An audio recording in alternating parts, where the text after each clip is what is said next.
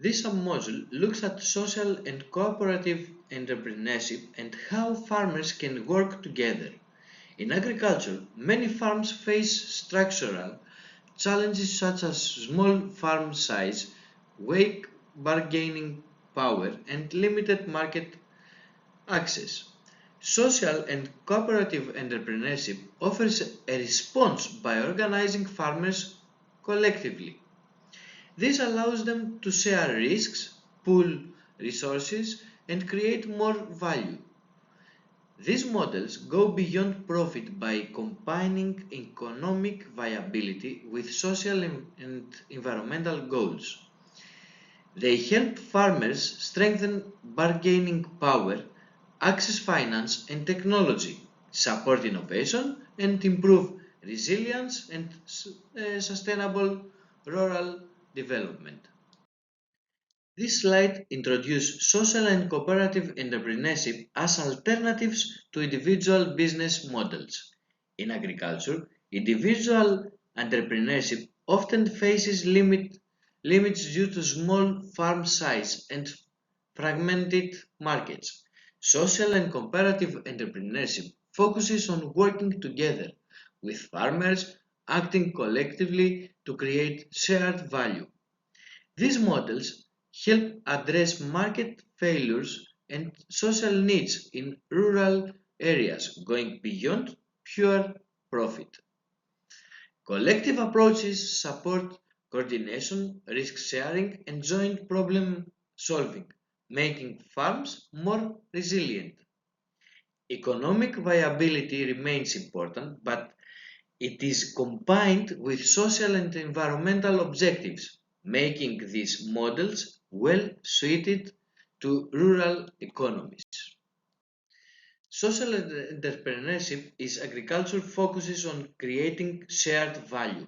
It aims to address social and environmental challenges while remaining economically viable. Social entrepreneurs work on issues such as rural poverty, limited market access, and environmental pressures.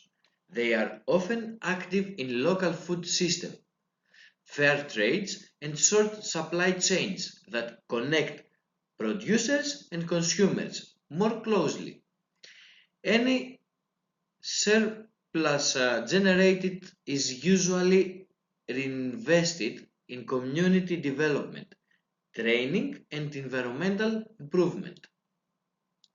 Cooperative entrepreneurship helps farmers work together to overcome limits of scale and bargaining power. It is based on collective ownership and democratic decision making, with members jointly owning and controlling the cooperative.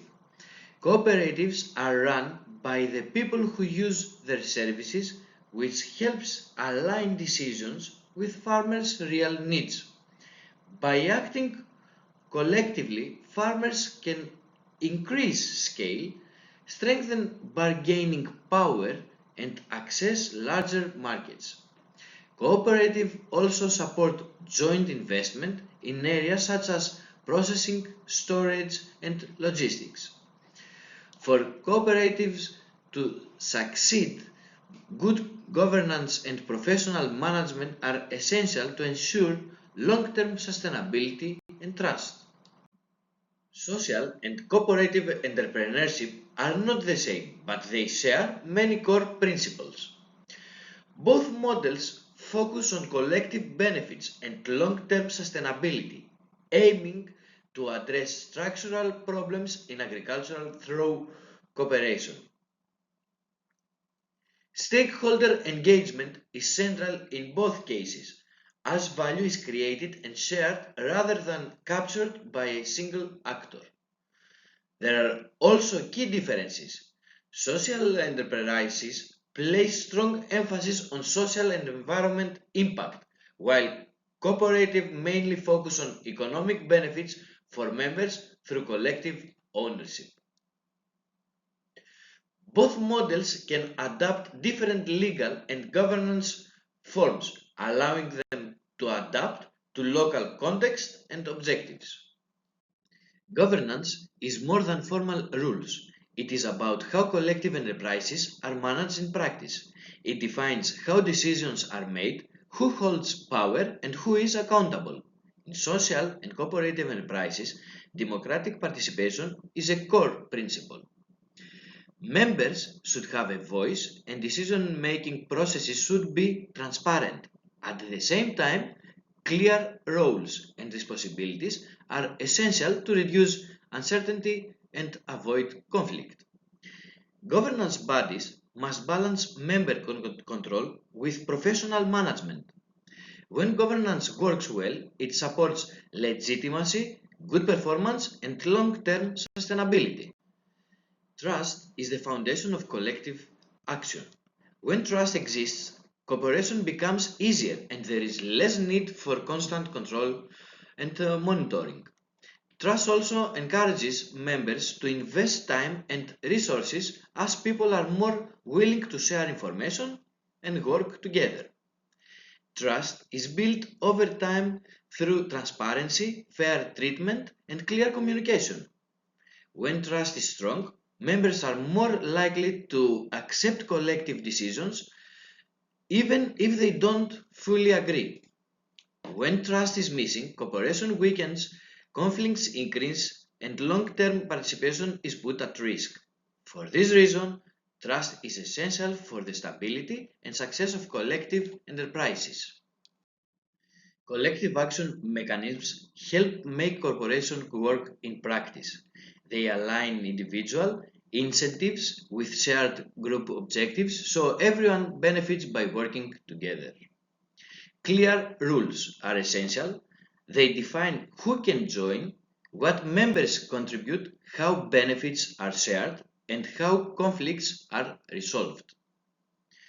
Through joint marketing, pooled investments, and shared infrastructure, farmers reduce risk and lower costs. Incentives and sanctions are also matter. They limit free riding and opportunistic behavior. Finally, legitimacy and perceived fairness are key. When members feel decisions are fair, cooperation can be sustained in the long term. Governance and collective action face real challenges in practice. Members are often very different in terms of farm size, resources, and objectives, which can make decision making more complex and time consuming. Power imbalances may also appear. When some members are stronger, democratic participation and trust can weaken. Weak enforcement of rules is another challenge. If rules are not followed, commitment and accountability decline.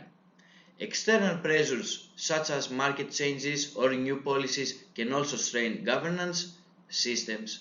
Finally, limited leadership and management capacity can reduce performance.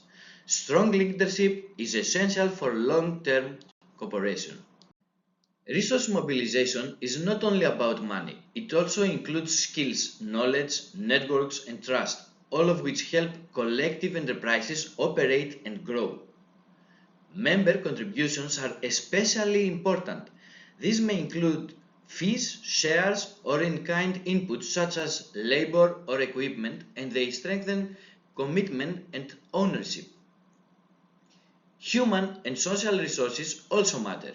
Skills, experience, and strong networks improve organizational capacity. Using internal resources reduces dependence on external funding and increases stability. However, larger investments often require additional support where external financing and public funding can complement internal resources. Financing collective enterprises often requires special solutions. Many cooperatives and social enterprises face limited access to finance due to lack of collateral and higher perceived risk.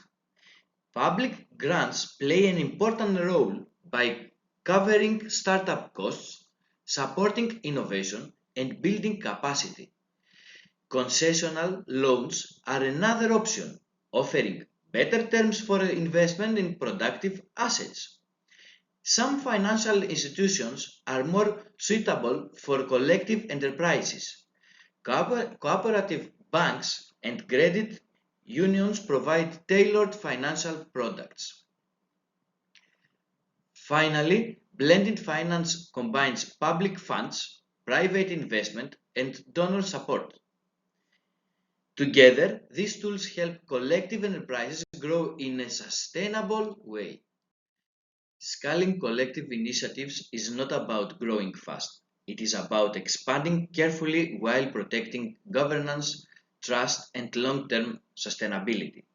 Scaling can involve more members, higher production, improved market access, or greater overall impact. For scaling to succeed, strong governance and effective management are essential. Without them, growth can create serious problems. Step by step, expansion helps reduce risk and maintain trust among members. Growth should always be linked to real market needs. Good market alignment supports financial sustainability during expansion and helps collective initiatives grow while remaining strong and stable.